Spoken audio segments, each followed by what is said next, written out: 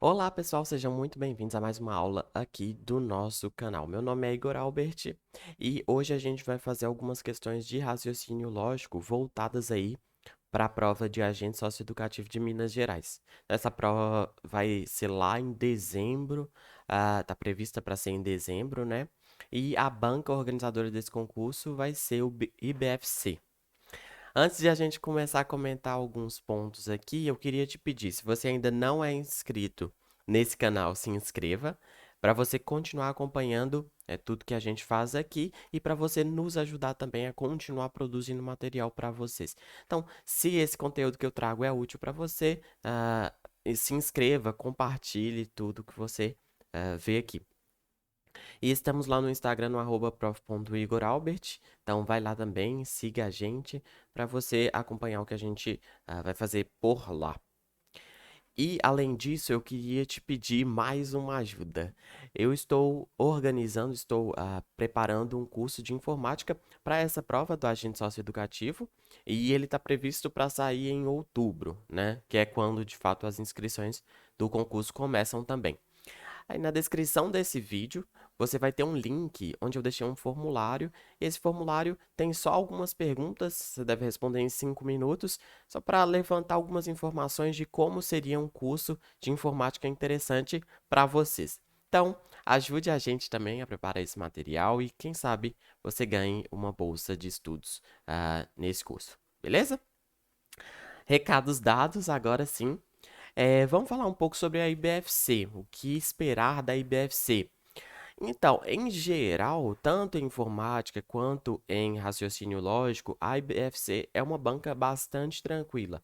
Ela não costuma explorar assuntos muito rodapé de página ou muita picuinha, coisas muito específicas. Então, em geral, é uma prova bem tranquila. Um outro concurso aberto agora é o de bombeiros, né, de Goiás. E a prova de bombeiros de Goiás já está com a OCP.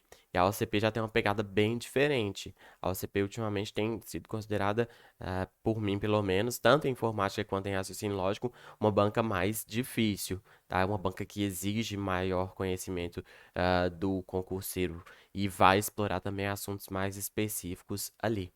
Então, comparando aí, a IBFC está bem mais tranquila do que a OCP em termos de questões de prova.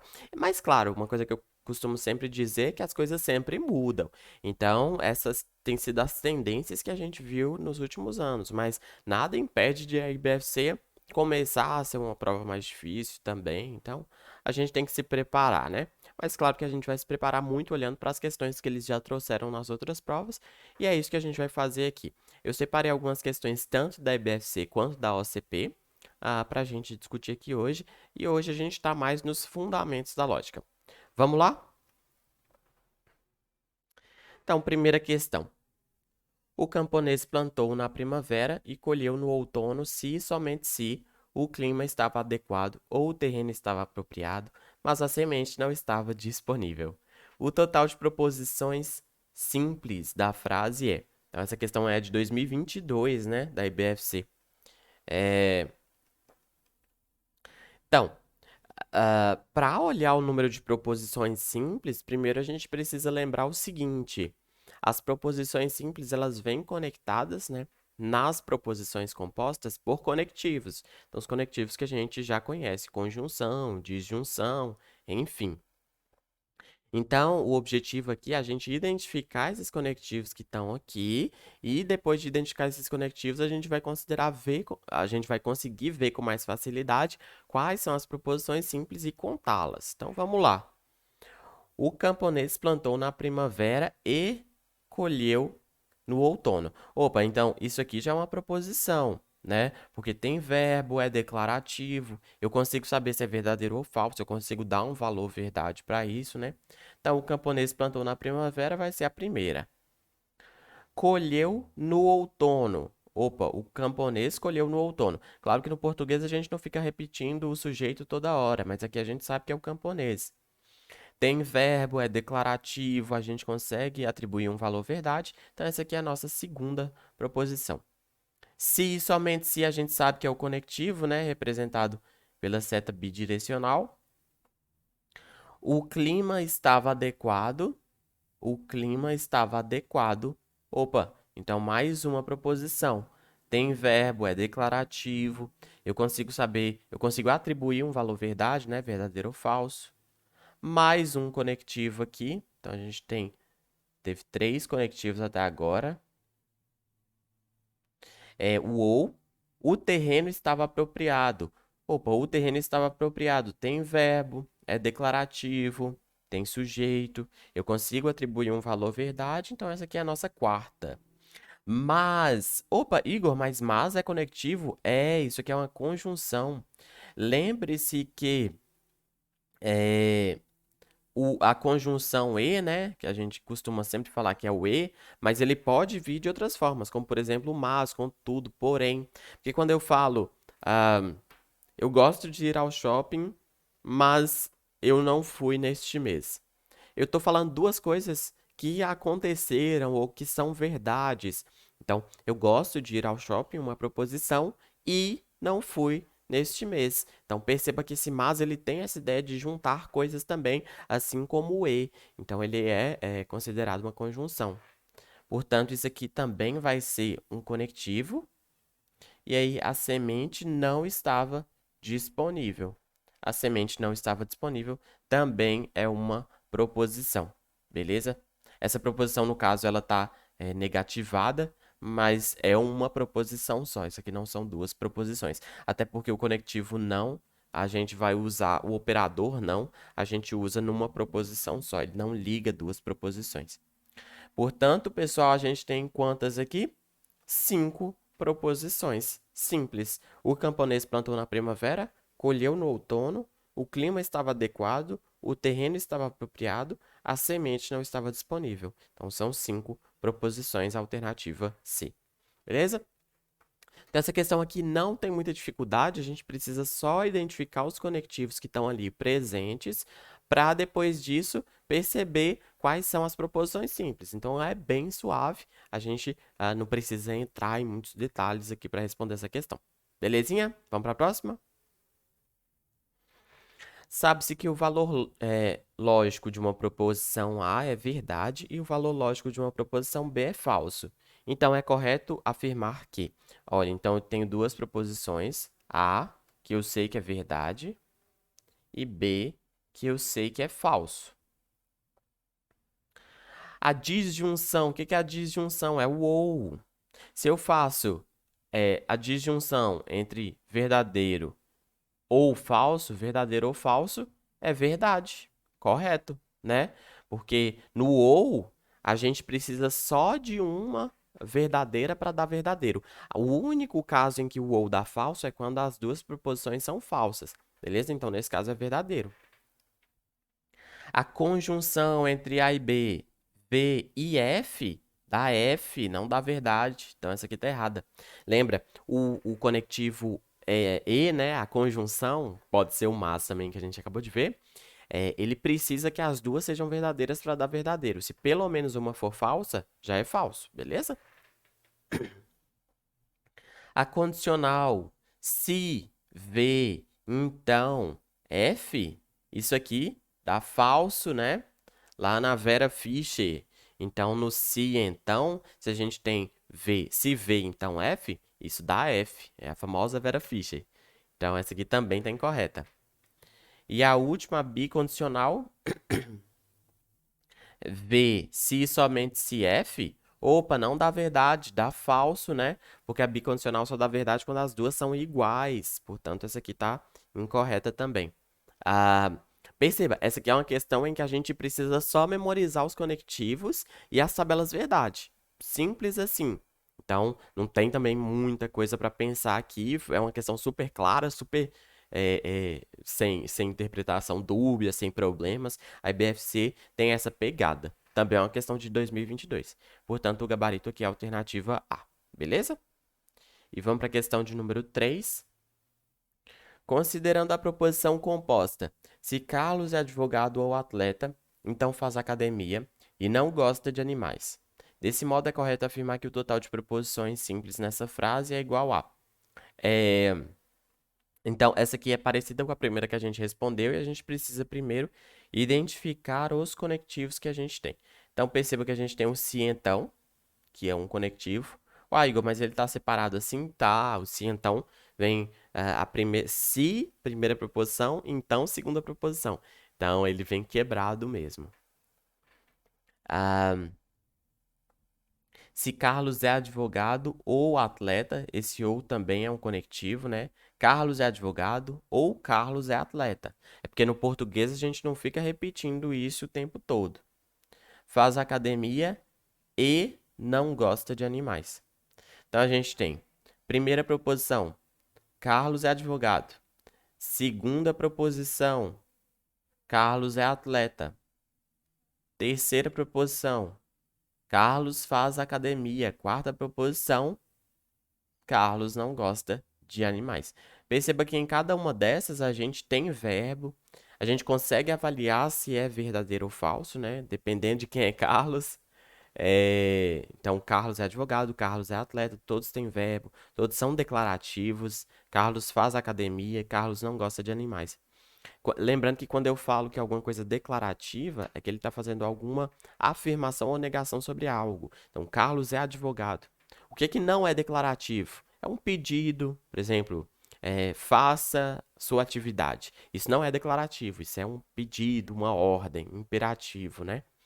O que mais que não é declarativo? É uma interrogativa. Carlos é advogado? Isso não é uma declaração, isso é uma pergunta. Ou uma surpresa, que coisa linda! Isso também não é uma declaração, é uma frase exclamativa, beleza? Aqui na lógica a gente vai considerar assim. Portanto, a gente tem 4 proposições simples aqui, e a alternativa correta é a alternativa B, beleza?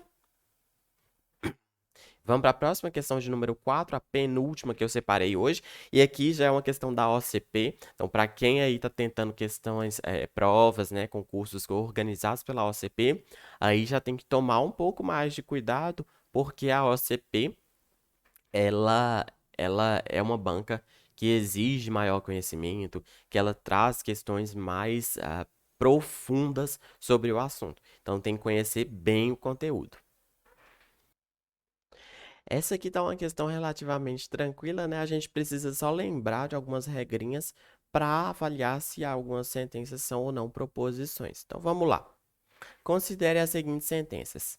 E aí ele dá as sentenças e vai perguntar quantas dessas são proposições. Lembre-se, se ele está perguntando sobre proposições, elas podem ser simples ou compostas, tanto faz.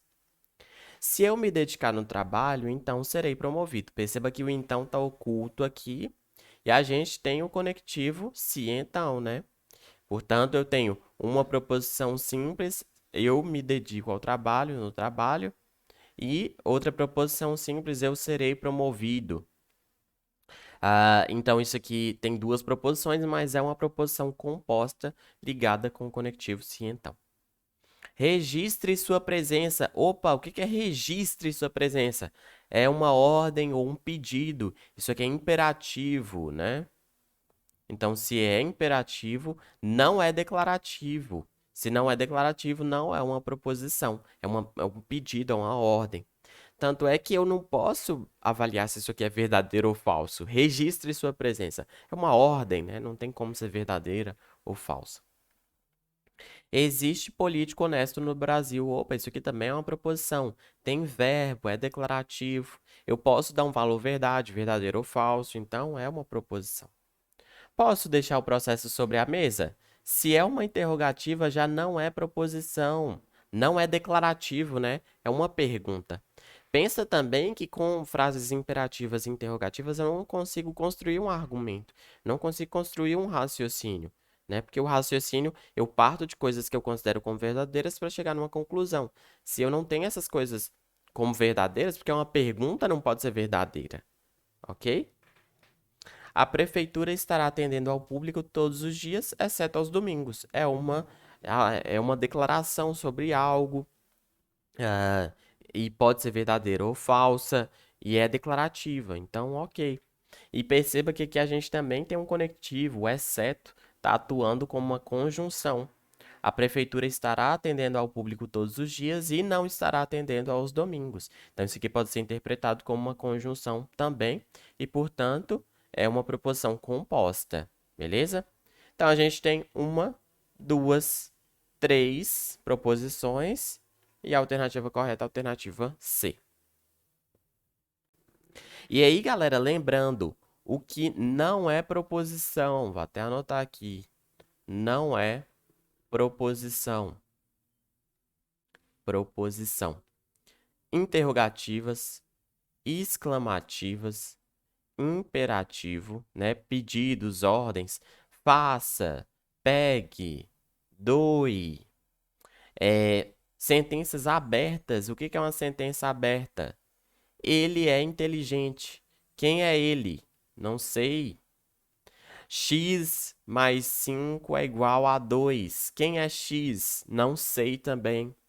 Então, se eu não especifico de quem que eu estou falando, ou se eu não especifico a variável ali, eu não tenho uma sentença, porque ela não está fechada, não está definida. E o que mais? Paradoxos. Esta frase é uma mentira, né? São coisas que a gente não consegue atribuir um valor verdade, ok? Então, lembra dessas regrinhas aí, e essas questões elas vão sair de forma tranquila para vocês. E por último, questão de número 5. Um argumento será válido, legítimo ou bem construído quando a conclusão for uma consequência do seu conjunto de premissas. Sendo as premissas de um argumento verdadeiras, isso não implicará que a conclusão seja verdadeira. A validade de um argumento não depende somente da relação existente entre as premissas e a conclusão. Essa questão aqui, ela tá uma questão muito interessante, porque a gente vai precisar discutir alguns pontos um pouco mais profundos sobre os fundamentos de lógica. Então, nós temos 3 partes e vamos olhar para cada uma dessas partes, beleza? Então, a primeira parte. Um argumento será válido, legítimo ou bem construído quando a conclusão for uma consequência do seu conjunto de premissas. Opa, de fato, a lógica, ela está preocupada com a validade dos argumentos. E a validade dos argumentos não quer dizer que as coisas ali são verdadeiras, mas quer dizer que as coisas elas têm um sentido lógico, elas seguem um raciocínio correto. É isso que é uma validade de argumento. Então, até aqui, ok. Sendo as premissas de um argumento verdadeiras, isso não implicará que a conclusão seja verdadeira. Opa, correto também. Por quê? Porque eu posso usar um conjunto de premissas verdadeiras, mas na hora de eu tecer a conclusão, eu não faço uma conclusão correta, beleza? Então, por exemplo, todo mineiro é brasileiro. Aí vamos lá. Aliás, vamos mudar um pouco. Todo cearense é brasileiro. Igor é brasileiro. Então, até aqui, tudo certo, né? As premissas, as 2 premissas estão corretas. Porque toda pessoa que nasceu no Ceará é brasileira. E eu sou brasileiro, Igor é brasileiro. Então, tudo certo. Agora, vamos fazer a conclusão. Vamos lá, retomando as premissas. Todo cearense é brasileiro e Igor é brasileiro. Logo, Igor é cearense? Opa! Se eu sou brasileiro, existem vários outros estados em que eu possa ter nascido, não necessariamente no Ceará. Então, perceba que eu peguei as premissas que estavam corretas, verdadeiras, e na hora de pegar a conclusão, de fazer a conclusão, eu raciocinei errado. Então, esse argumento é inválido porque a forma de raciocinar está inválida, beleza? A forma de raciocinar está incorreta, embora as premissas sejam verdadeiras. Então, isso que ele falou aqui está certo. Se as premissas de um argumento são verdadeiras, isso não implica que a conclusão seja verdadeira. Correto. A validade de um argumento não depende somente da relação existente entre as premissas e a conclusão. E aí, vamos lá. Volta nessa primeira parte. Um argumento será válido, legítimo ou bem construído quando a conclusão for uma consequência do seu conjunto de premissas. Opa, então quer dizer que essa terceira parte e a primeira parte elas estão entrando em contradição? De certa forma, sim. A primeira está falando que a validade do argumento depende dessa construção da conclusão de acordo com as premissas, e a última está falando que a validade de um argumento não depende só dessa relação. Então, a gente tem 2 motivos para falar que essa aqui está errada. Primeiro, porque a primeira parte e a terceira entram em conflito. E outro motivo porque essa terceira ela realmente está incorreta. A validade de um argumento depende só da relação entre as premissas e a conclusão. beleza? Não depende de outras coisas. Então, essa aqui, de fato, está errada. Eu até trouxe aqui o livro base que a gente usa para ensinar lógica. É um livro bem antigo, que se chama esse aqui que está na tela, é do Irving Cobb, e ele se chama Introdução à Lógica, tá? Essa edição aí que eu tô pegando para vocês é de 1978. É um livro bem já antigo, né? Mas o que que esse copy vai falar para a gente? Determinar a verdade ou falsidade das premissas é uma tarefa que incumbe a ciência em geral, pois as premissas podem referir-se a qualquer tema. Então, perceba, quando eu estou dando os exemplos aqui, Igor é brasileiro, todo cearense é brasileiro, eu estou falando de coisas que a gente conhece, que a gente sabe. Mas, por exemplo, se eu falar, o planeta mais distante da Terra tem X anos-luz. É difícil falar se isso é verdade ou falso, verdadeiro ou falso. Isso é uma tarefa da ciência, né? Então, não é uma tarefa do lógico, do filósofo lógico. O filósofo lógico, ele está interessado só na relação entre o que eu estou considerando verdade, que são as premissas, e a conclusão, se essa relação ela está correta ou não. Mas determinar se as premissas são verdadeiras é uma tarefa da ciência. O lógico não está tão interessado na verdade ou falsidade das proposições, quanto nas relações lógicas que entre elas existem, sempre que por relações lógicas entre proposições entendemos aquelas que determinam a correção ou incorreção dos argumentos em que podem ocorrer. Ou seja, o filósofo, o lógico, ele não está interessado na verdade ou falsidade das proposições. Ele vai considerar aqui os argumentos ali, que as premissas são verdadeiras e vai tentar chegar na conclusão. Então, ele está interessado nas relações lógicas das coisas. Determinar a correção e incorreção dos raciocínios está inteiramente dentro do domínio da lógica. Então, o lógico está interessado na correção, na validade dos raciocínios ou não. Ele está interessado até na correção daqueles argumentos cujas premissas possam ser falsas. Então, entendendo isso aí que ele está falando, né, que mesmo que as premissas sejam falsas, a gente está olhando se a construção do argumento tá válida. Esse que é o ponto. A validade depende somente das relações entre as premissas e a conclusão, não depende de outras coisas. Se as premissas são falsas ou verdadeiras, o lógico ele não está tão preocupado. Isso aí quem tem que se preocupar é o cientista. Então, perceba que para discutir essa questão aqui, a gente voltou um pouco na teoria, aprofundou mais na teoria para chegar numa resposta mais sensata. Mas, de fato, essa aí está errada, está incorreta. E a gente vai acabando essa aula por hoje. Eu quero saber se vocês gostaram, se foi útil. Igor, tá sendo bacana, eu vou tentar essa prova. Então comente aqui, deixe nos comentários, porque vai ser muito bom lê-los. E não se esqueça, na descrição do vídeo tem um formulário para você me ajudar a montar um curso de informática para essa prova. E inscreva-se no canal e siga a gente no Instagram. Muito obrigado pela atenção e pela companhia, e até breve.